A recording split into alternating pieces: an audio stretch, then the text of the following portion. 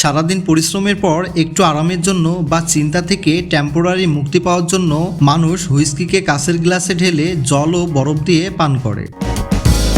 আজকের এই ভিডিওতে দেখব কিভাবে ফ্যাক্টরিতে এই রয়্যাল স্কচ বা বিদেশি মদ বানানো হয়।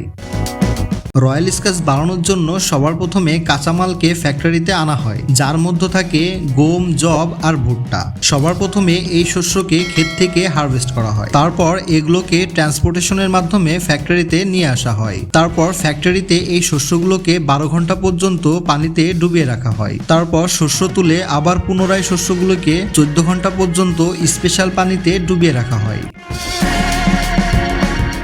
তারপর শস্যগুলি তুলে শুকানোর জন্য হলরুমে রাখা হয়, এভাবে মেঝেতে মেলে দেওয়া হয়। আর এক সপ্তাহ পর এই শস্যগুলো মাল্টিং প্রসেসের জন্য পাঠানো হয়। তারপর এই ভাটটিতে আগুন লাগিয়ে তার ধোঁয়াকে সেকশন পাইপের মাধ্যমে শস্যর কন্টেইনারে প্রবেশ করানো হয়, এতে হুইস্কির সুন্দর স্মোকি ফ্লেভার আসে।